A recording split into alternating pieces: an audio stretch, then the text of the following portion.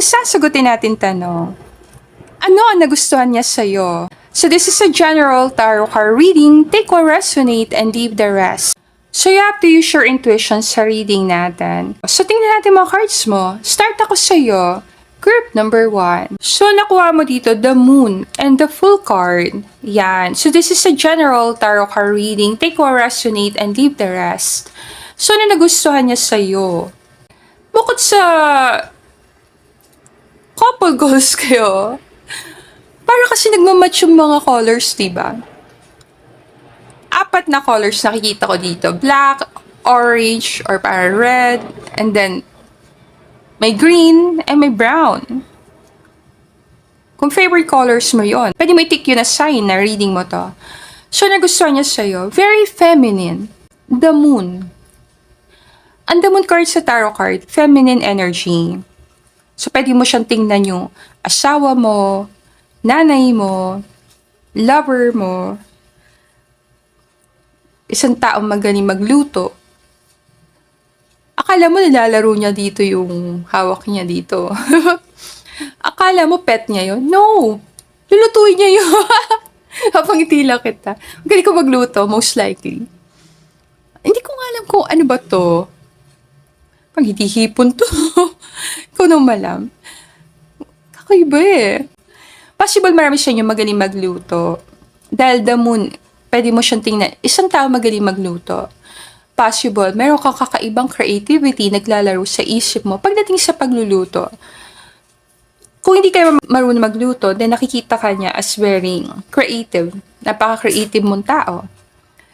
The moon, feminine energy to. So, very mysterious. Merong part sa'yo na hindi niya maintindihan. Very private kang person. Kung nakasalamin ka, pwede mo ding i-take na sign yun. Kasi nakasalamin yung babae dito. Kung may di ka sa braids, possible that. Kung short hair, all good. Kung long hair, all good din naman. So, kung may color hair mo, pwede mo i-take na sign na itong reading mo. Possible, highly intuitive kang person. Yung iba sa inyo, psychic. So, nagugustuhan niya sa'yo yung pagiging mysterious mo, patient. Si The Fool, pwede mong tingnan, isang tao na very carefree. Alam mo yon, parang mahilig mamasyal, minsan hindi niya tinitingnan kung saan siya dumadaan, anong ginagawa niya. So, kung mag-partner kayo, let's say magkasama kayo, ang nagugustuhan niya sa'yo, very concerned ka sa kanya. So, gumagawa ka ng mga simple na mga bagay, nagpapakita ng concern. Like, nag-iiwan ka ng mga note sa desk niya, meron siyang reminder, very sweet. So, pwede mo tingnan to na bago matulog, minimake sure mo na all good siya, magme-message ka sa kanya, mayroong concern. Kasi pwede mo siyang tingnan, kung gabi, aalis ka, madilim, minsan nakakatulong yung maliwanag yung buwan. Pwede mo tingnan gano'n. Nawawala yung takot mo pag may maliwanag. So, sa gitna ng dilim, may liwanag. Pwede mo tingnan gano'n.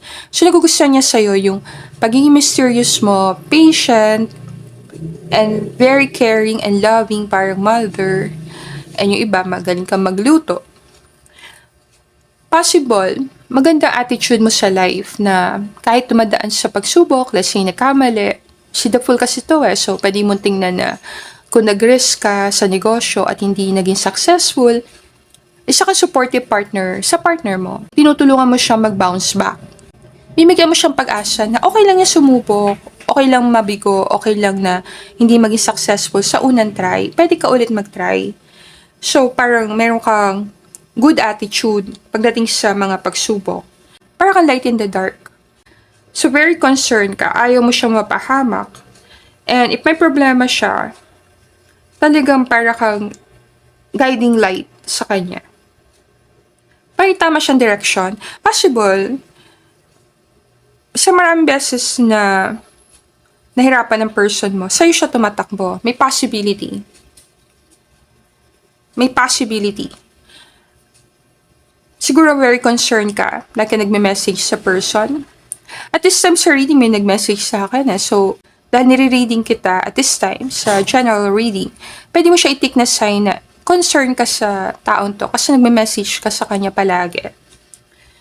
Very dreamy kang person, imaginative. And nagugustuhan niya yung pagiging childlike mo. Kasi si The Fool, pwede mo siyang tingnan bata. So kahit anong edad ka pa, para kang bata. Para kang bata sa paningin niya. Natutuwa ka sa mga kakaibang bagay. Not necessarily pinaglalaroan mo yung mga iluluto. Pero pwede rin. Meron kayang ganun. Pinaglalaroan yung mga iluluto. Ikaw nakakaalam kasi di ako cook. Hindi ako nagluluto eh. Nag-aaral pa lang. Possible, very playful ka pagdating sa pagluluto or pagdidesign. May tendency na paglaruan mo yung mga ginagamit. Kung ano meaning nun. Itong energy na to, bagay ito sa mga pediatrician. Yung nag-aalaga ng bata. So kung mother ka, nagugustuhan niya sa'yo, nakikipaglaro ka sa mga anak mo. Nakikipaglaro ka talaga. So, gusto niya sa'yo yung parang pagiging bata.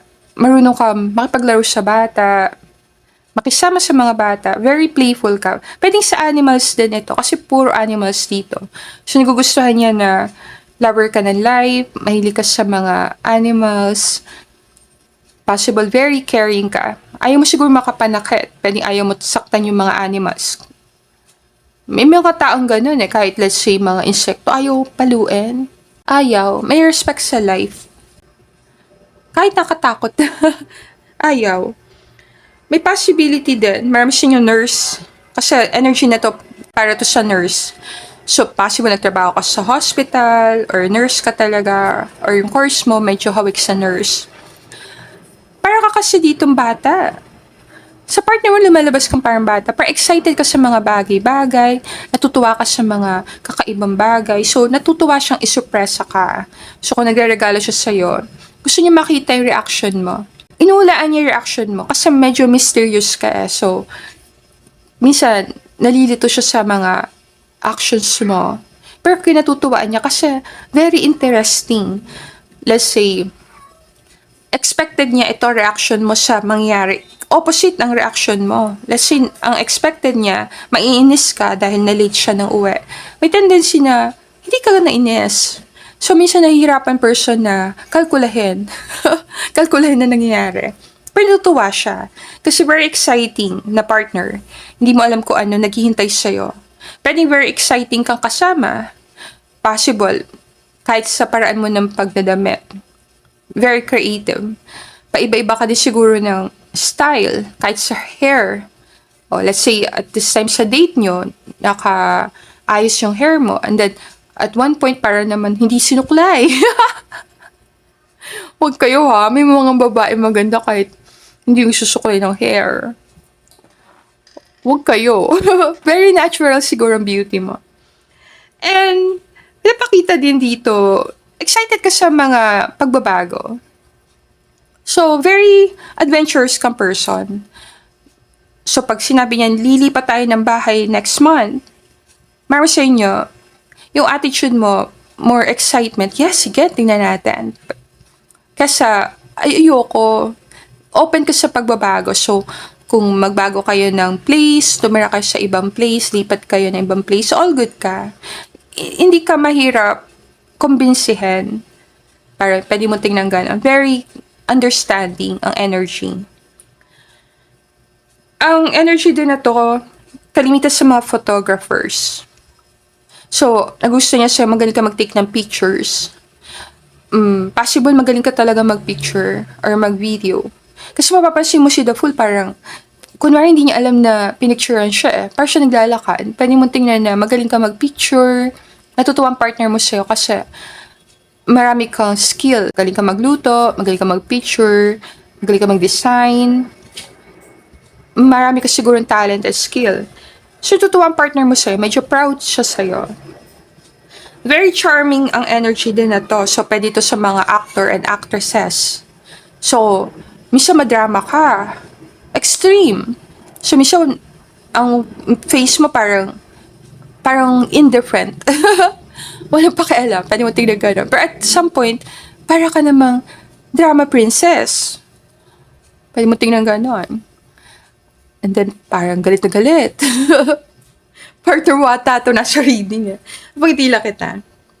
And game ka sa mga bagay na naisip niya.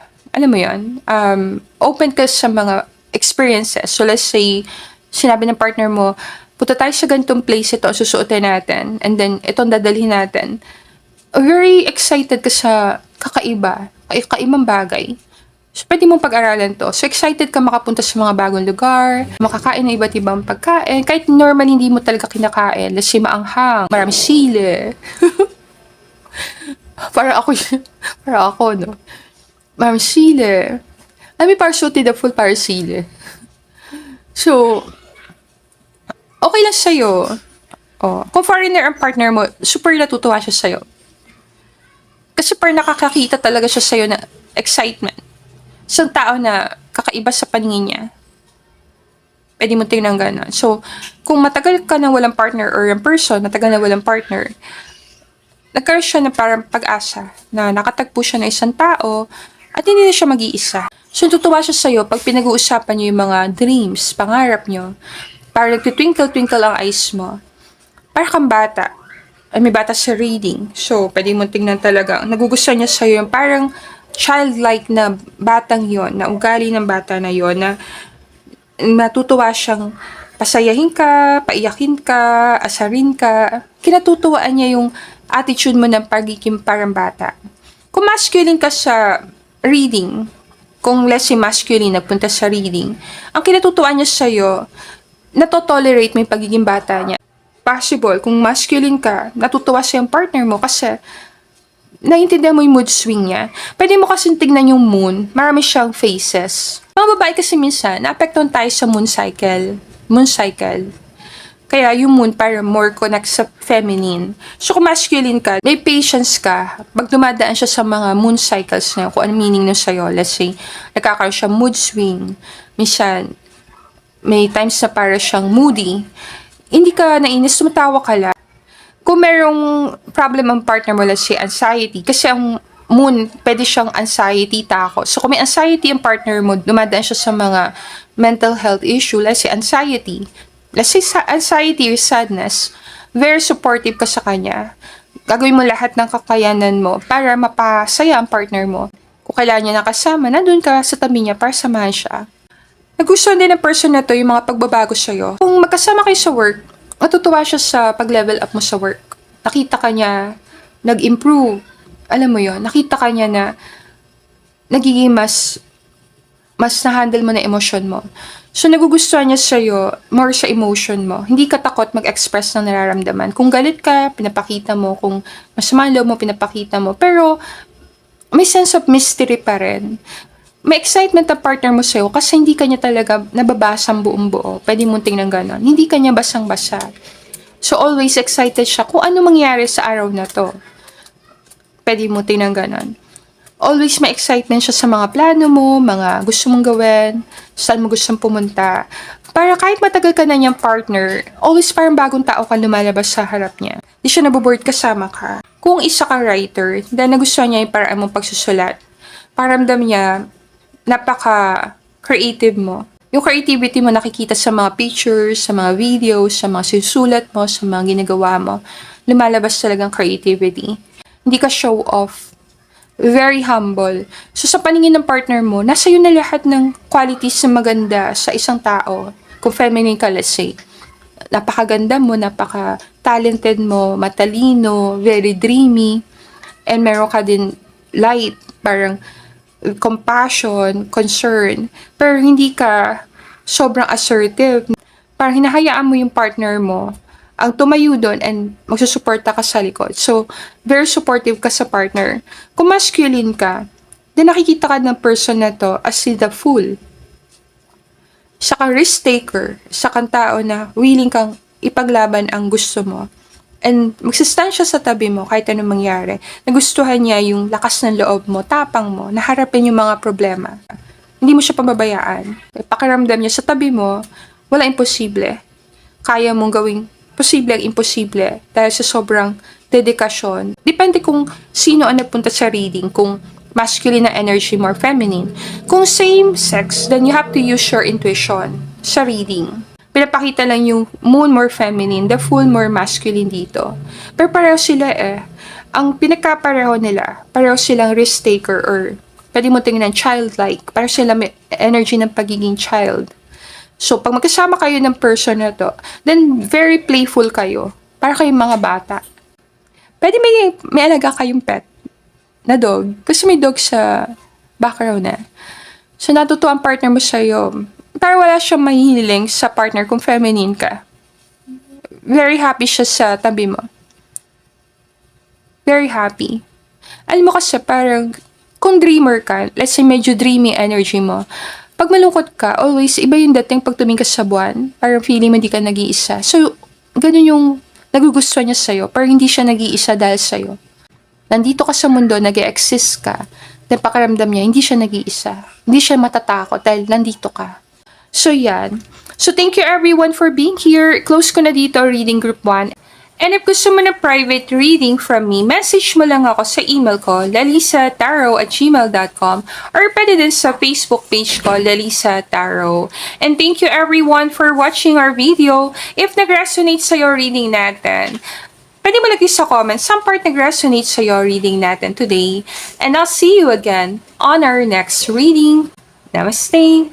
Welcome to your reading group 2. So back tayo sa topic, ano ang nagustuhan niya sa'yo? Grabe! Ano nangyari? Papangiti na kita, guys. Ang card kasi nandito, Ace of Swords and Five of Pentacles. Yung Five of Pentacles, ganito talaga itsura niya eh. Ang Five of Pentacles sa tarot card, ibig sabihin nito, nahihirapan ka sa buhay. So, ano nagugustuhan sa'yo ng person? Ace of Swords, clarity. So, hindi ka konsentidor. Hindi mo hayaan yung person mo na pabayaan niya sa sarili niya. So, maraming dang punta dito, meron kang pagmamahal sa person, concern.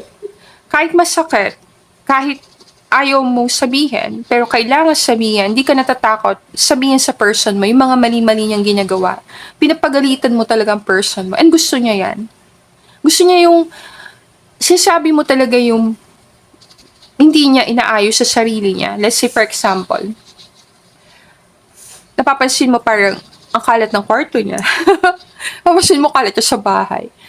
Hindi mo mapigilan sa sarili mo sabihin sa kanya na parang pinapabayaan mo sarili mo or parang hindi mo nasikaso ang sarili mo. Concern ka sa kanya.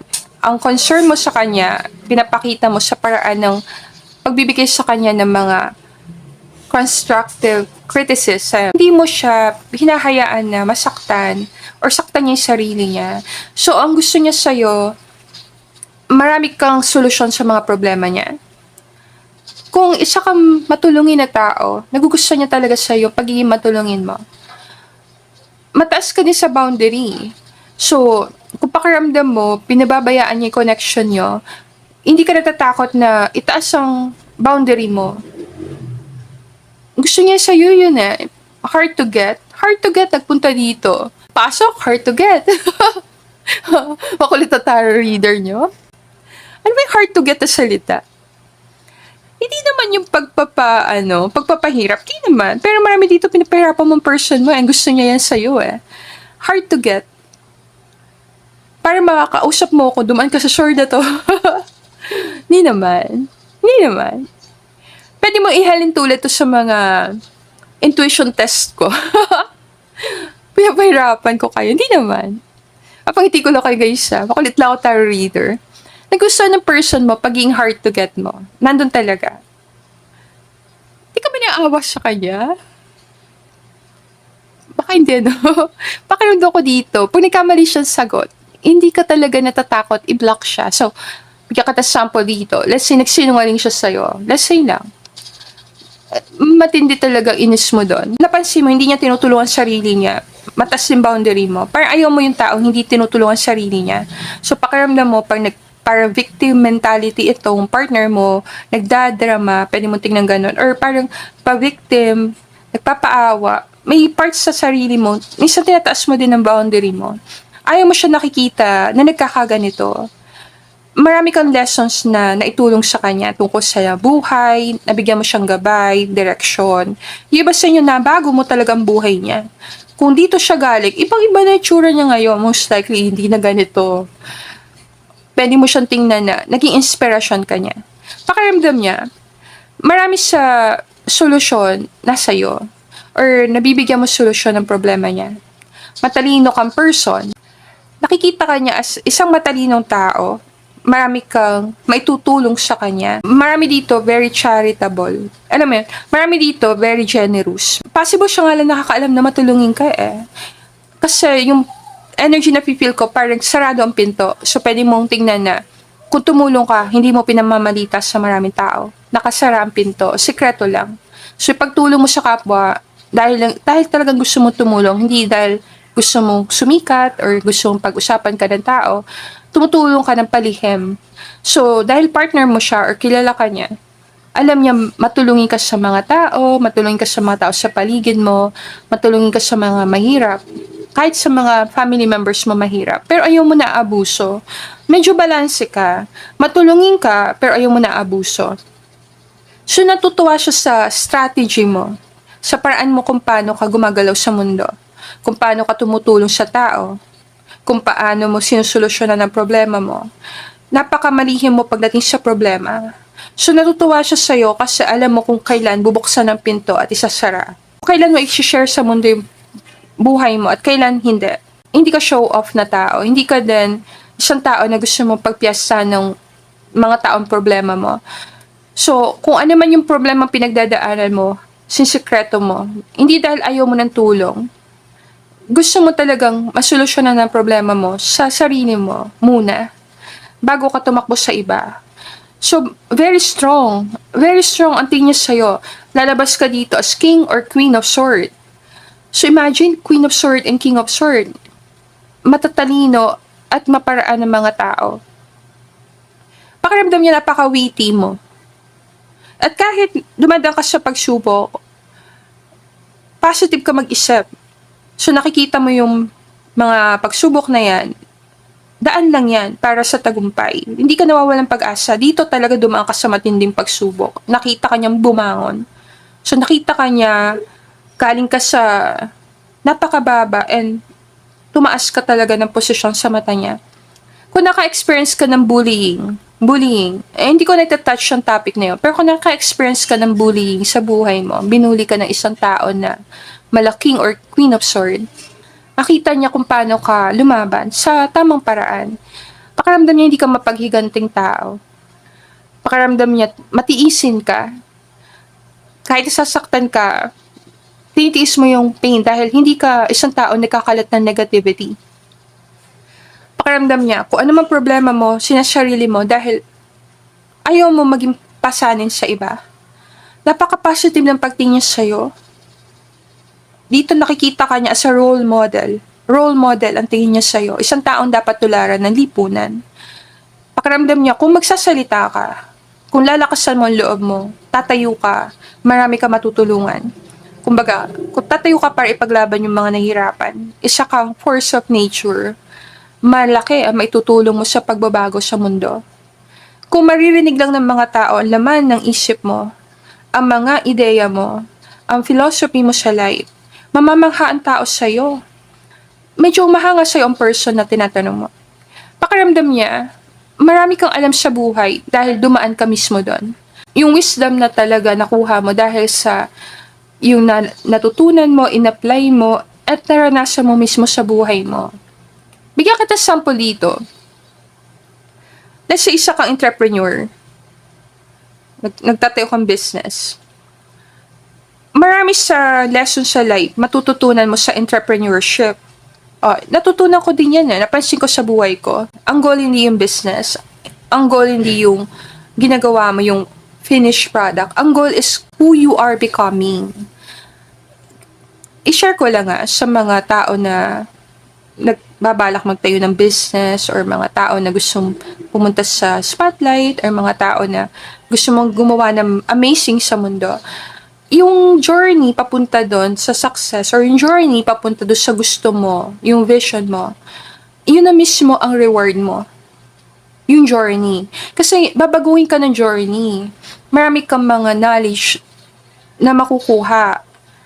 Marami. Kung dati akala mo hindi ka kikita ng ganito kalaking pera, possible pala. Kung dati pakiramdam mo, hindi ako makakabenta, makakabenta ka.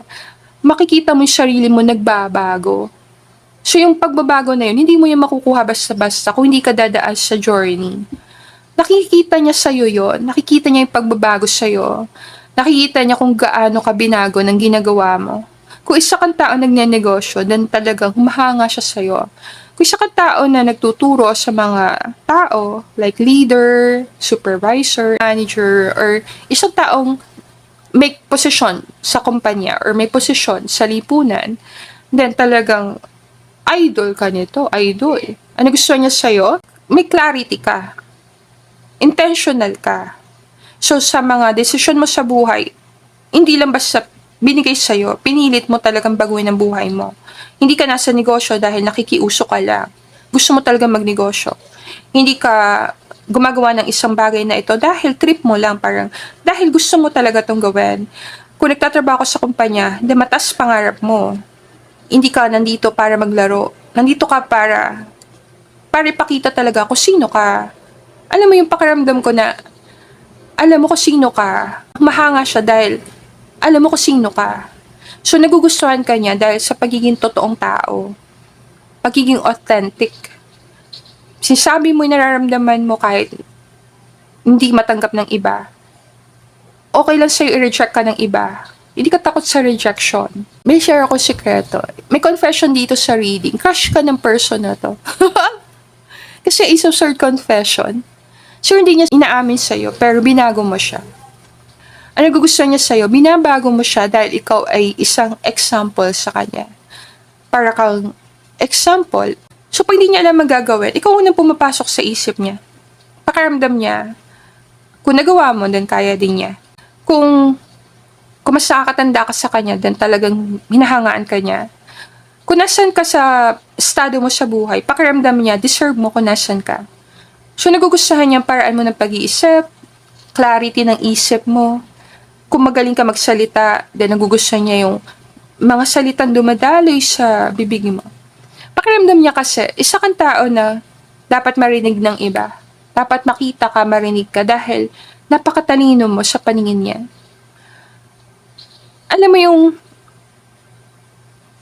pag may idol tayong mga tao sa buhay natin, isip natin, sila yung the best, na wala nang hihigit pa sa kanila. Pero sa mundo, marami pa talaga. O, kaya ako always thankful ako sa audience ko eh. O, thankful ako sa inyo guys. Kasi, sa back ng mind ko, sa paningin ko, marami pa mas magaling sa akin mangulit. Kapag ko lang kayo. Sa mind ko, maraming tao na magaling. Maraming taong talented, maraming tao na the best. So kung mabigyan ka ng pagkakataon na pakinggan ng ibang tao, it's a privilege, it's a opportunity. Diba? O, share ko lang. Alam ko may mga haters din siguro ako, nagtatago sa likod ng pinto. Share ko lang. Ako kasi, very transparent din eh. Marami sa mga haters natin, most likely magaling pa sa atin kung titingnan mo literal, may possibility. Ang pinakaiba lang is yung spotlight yung parang, yung stage kung nasaan. Diba? So, always ang tingin ko, kung nabigyan ka ng pagkakataon na plataforma, pagkakataon makapagsalita, pinapakinggan ka ng libo-libong mga tao, is a privilege para sa'yo na inaasam ng iba, na ibinigay sa'yo. It's your responsibility then. So, ganun ka nakikita ng person. Para isa kang tao na kung ilalagay ka sa stage, kung makapapakinggan ka ng maraming tao, then marami ka matutulungan kasi napaka-beautiful ng mind mo. So, I think all good na tayo. Dito ka na end ng reading. Sana nakuha may messages na para sa'yo. Group number 2. And if nag-resonate sa'yo reading natin, let me know. Pwede mo ilagay sa comments some part nag-resonate. And I'll see you again on our next reading. Namaste! Welcome to your reading group 3. So back tayo sa topic. Ano ang nagustuhan niya sa'yo? Yan. So this is a general tarot card reading. Take what resonate and leave the rest. So 6 of Cups and King of Wands. Ang nagustuhan niya sa'yo, yung instant connection. Instant connection. Nung na-meet ka niya, parang sobrang gaan ng loob niya sa'yo. Nakikita ka niya parang soulmate, parang isa kang tao na matagal na niyang kilala. matagal ka na niya kilala. Parang napapansin niya, magaan talaga ang loob niya sa'yo eh. Pwede mo kasing tingnan ng Six of Cups. Mga anak, mga bata, past life lover. Pwede din tong childhood memory. So, nostalgia. Possible, very attracted sa'yo ang tao na to. Kasi passion ang pinapakita ng cards. And sweet love. Nagugustuhan niya yung paano kayo nagkakilala and paano kayo naging close. Nagugustuhan niya yung nakakausap ka niya, nabibiro ka niya. Kung masculine ka sa reading, then crush ka ng taong tinatanong mo. Nakikita ka niya as confident na lalaki. Masculine talaga. Alam mo kung paano maging tunay na lalaki. Alam mo yon. Masculine energy, nakikita niya sa'yo. Kahit meron ka leadership quality, napapansin niya, very loving ka ding partner. Meron kang duality. May duality sa'yo. Meron kang strong na panlabas na personality. And then may soft heart ka sa loob.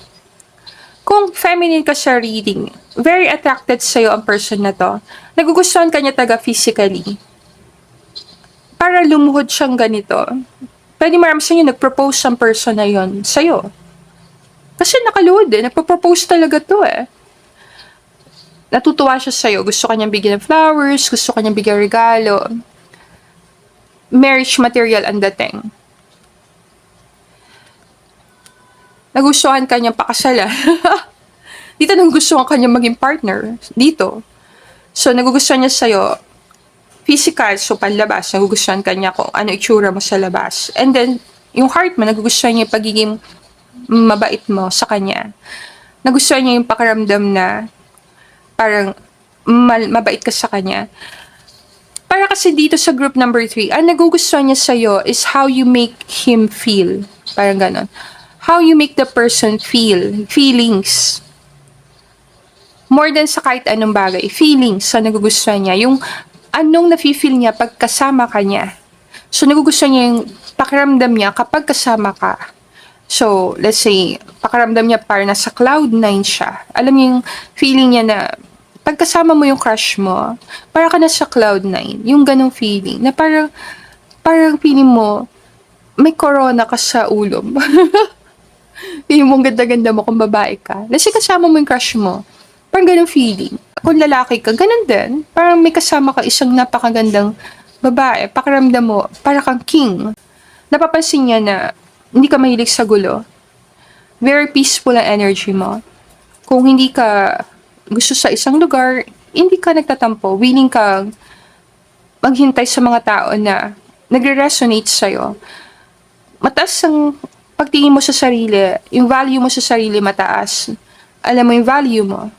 So, alam niyo, hindi ka yung tipo ng tao na madaling ma-please. Kung naliligaw siya sa'yo, then alam niya kailangan niya talagang ibigay yung best niya para maging partner ka. Kung partner ka niya, then alam niya na hindi dapat nag-stop dun yung pagiging mabait niya sa'yo or mapagmahal niya sa'yo. Always naaalala niya yung moment na niligawan ka niya. Naalala niya yung pinahirapan mo siya. Baka yung channel ko. Naalala niya yung mga panahon na kailangan niyo lumuhod, magmakaawa. Kasi may hard to get energy din dito eh. Yung energy lang, parang, feel niya, kahit hindi ka umiimek, nararamdaman niya yung feelings nandun. Hindi mo ugaling itabo yung mga tao. Pero marunong ka mag-say no. Kung siya pinili mong partner, alam niya sa sarili niya na worth it yung lahat ng sacrifices niya. Na worth it yung mga pinagdaanan niya. Worth it lahat yon. Lahat ng memories nyo, masarap balikan. So, parang ito yung, hindi na sayang yung lifetime ko. Kasi nakatagpo ako ng person na kung mayroong manghihigit sa kanya, okay na ako sa meron ako. Parang ganun yung energy ng reading eh. Nagugustuhan niya yung pakiramdam na binibigay mo sa kanya to the point na kung ikaw na lang talaga yung magiging partner niya, na let's say nag-settle down na siya, all good siya. Kung may dumating man na let's say babae ka sa reading, kung ang partner mo tong lalaki nag-propose dito and na-meet mo si King of Wands, ang pakiramdam ng lalaki ito, Na kung may dumating man na mas better sa kanya na lalaki, magstay ka pa rin sa tabi niya as a solid partner. So, nandun yung feeling, parang meron kang kumpiyansa, confidence, na yung partner na nasa tabi mo, hindi kayo pagpapalit sa iba. Parang nandun. So, nagustuhan niya sa'yo yung pagiging loyal mo sa partner. Yung pagiging solid mong partner na simula umpisa hanggang sa kung nasan kayo ngayon, ganun ka pa rin. Yung pagmamahal mo nandun pa rin. Kung may mga anak kayo na nakikita niya yung pagiging mabuti mong magulang sa anak, so ang parang nagugustuhan niya dito, more sa pagiging mabuti mong tao. Pagiging mabuting tao, pagiging mapagmahal. Ang Six of Cups, soulmate energy talaga. So, imagine mo yung soulmate mo. Para kasing mag-soulmate, para din sila magkaibigan. So, yung feeling ng parang pagkakaibigan nasa ilalim. May passion, may friendships sa ilalim. So, kung may love ka sa person tinatanong mo, nagugustuhan niya sa'yo yung pagiging kaibigan mo sa kanya. Na kaya kanya kausapin ng mga bagay na simple lang, hindi kailangan always merong kailangan gawing extravagant. Alam mo yon? Yung party po nasa bahay lang kayo, nag-uusap lang kayo, meron siya makakausap na tao na gano'n, na pwede siya mag-relax, maging totoo.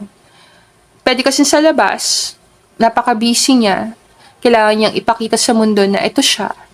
Pero pag nasa loob na siya ng bahay, yun na yung pagkakataon niya na ma-relax and ikaw yun nandun, nare-relax siya sa tabi mo. So, safe place ka sa kanya. Alam niya kung nagkamali siya, lumod siya dito, hindi to isang bagay na ipapangalandakan mo sa iba. Alam mo yon, yung parang, let's say may isang tao na lumod sa'yo, nagmamakaawa sa'yo, hindi siya isang bagay na ipagkakalat mo. Kung lalaki ka sa reading, then gentleman ka sa babaeng ito. Gentleman. Pwede mo tingnan ganon. Kasi may gentleman's code na sinasabi na hindi mo i-share sa mga tao yung mga bagay na hindi mo dapat i-share kasi ayaw mong bumaba yung pagtingin ng mga tao sa partner mo or sa babaeng minamahal mo. Gusto mong panatiliin ang pagiging sagrado ng relasyon. So, hindi ka kiss and tell. Pwede mo tingnan. Very passionate lover ka, pero meron kang gentleman na ugali. Kung wala tong Six of Cups, then baliktad ang channeling ko dito. Sabihin ko, kiss and tell ka. Habang hindi ko lang kayo guys makulit lang talaga ako tarot reader. Pero dahil si King of Wands tinabihan ng Six of Cups, then may kabutihan dito. Itong gentleman to, passionate gentleman. Pwede mo tingnan gano'n. May partner ka na hindi ka ipapahiya. Gugustuhan niya sa'yo yun. Yung may partner ka na hindi ka mapapahiya, hindi ka din ipapahiya. Kung nag-aaway kayo, sa inyo na lang. Hindi niya i-broadcast sa buong mundo kung ano yung mga pagkakamali ng partner. So, nagugustuhan niya yung pagiging kaibigan mo sa kanya. Na kung ano mang problema niyo, pwede niyo pag-usapan na walang iba nakakaalam, tatay niya lang.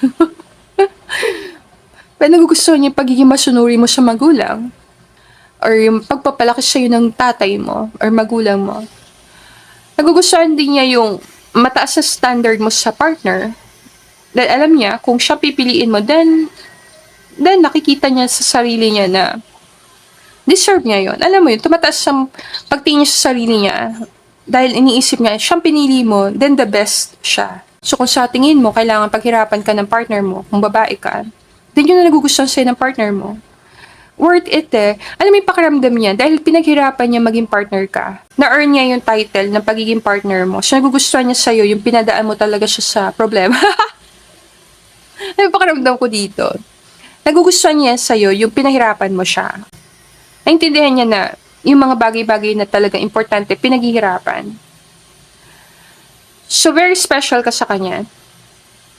Pwedeng long time crush ka niya. Let's say, crush ka niya nung elementary, high school din.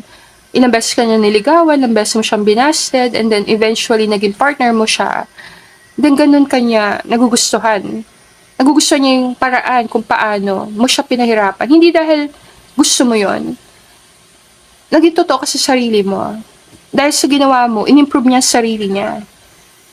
Parang dahil sa hindi mo pagsagot ng yes agad, dumaan siya sa matinding hirap, nag-effort talaga siya sa'yo. Nag-improve din siya. Kasi hindi mo siya sasagutin kung di siya mag-improve.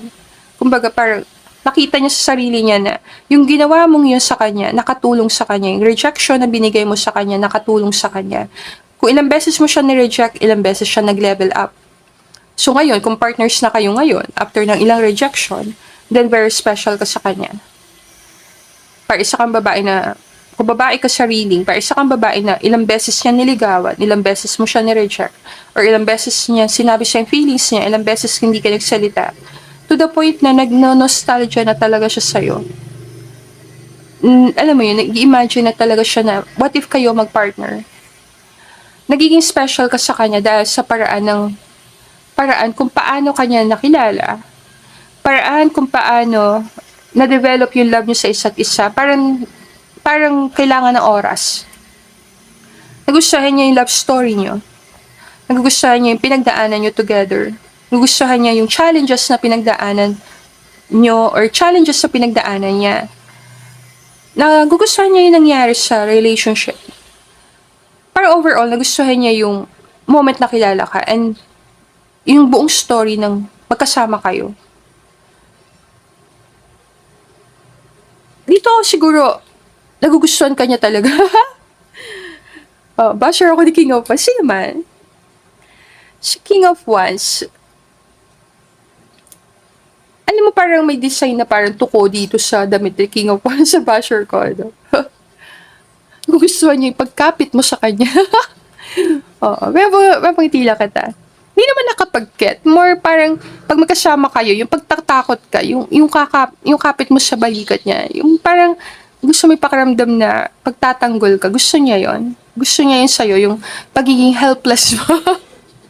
Kung martial artist tong partner mo, then natutuwa talaga siya na parang, hinahayaan mo siya na ipagtanggol ka, hinahayaan mo siya na mag-stand up siya para sa'yo. So, dahil sa attitude mo na yon na para isang babae na kailangan mong protektahan, isang babae na kailangan mo asikasuhin, nararamdaman niya yung pagiging masculine dahil sa'yo. Kung lalaki ka naman, then, gano'n ka nakikita ng babaeng to. Na gusto niya sa'yo, pinoprotektahan mo siya, hindi mo siya hinahayaan mapahamak. Alam mo yung pakiramdam na pag may partner ka at may emergency, willing ang partner mo na i-save ka. Isi-save ka niya talaga. Hindi siya tatakbo. Parang ganon. So may trust ang partner mo sa'yo. Kung lalaki ka, na kung dumating ang pagkakataon, nahihirapan siya, may problema, nasa emergency situation kayo, pag ikaw kasama niya, alam niya, hindi mo siya iiwan doon. Hindi mo siya pababayaan nandun.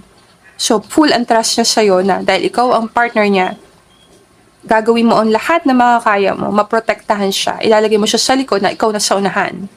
Kung babae ka naman sa reading, then nakikita ka ng partner na to, isang babae na willing ka sumunod sa partner and willing ka na iparamdam sa partner na kailangan mo ang partner mo. Binabalance mo siya. Nahayaan mo siyang maging masculine. Kung naman same-sex kayo, then you have to use your intuition. Kasi pwede naman reading ko sa same-sex.